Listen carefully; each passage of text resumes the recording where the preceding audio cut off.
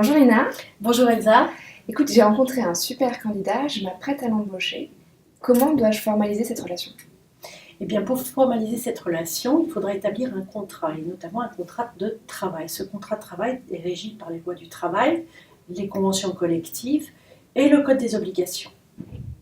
Et quels sont les différents types de contrats de travail que je pourrais établir avec cette personne?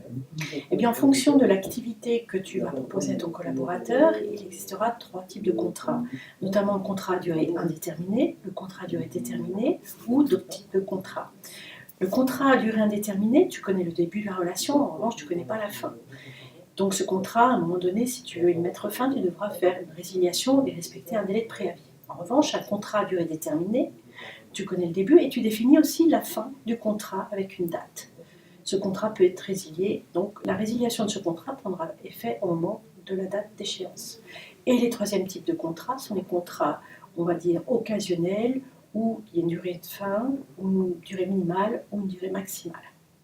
Et quels sont les éléments essentiels qui doivent figurer sur le contrat de travail?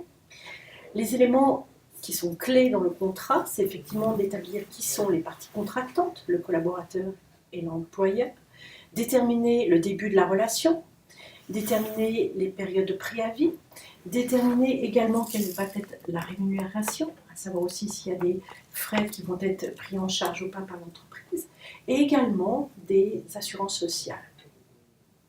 Et en annexe, est-ce que je dois mettre des éléments spécifiques? Alors, il peut exister effectivement des annexes à ce contrat de travail.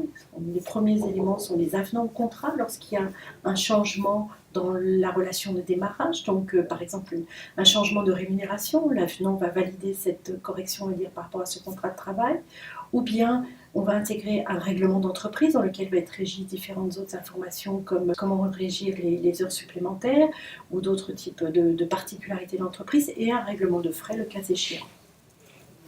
Merci Lina pour toutes ces informations. N'hésite pas si tu as d'autres questions.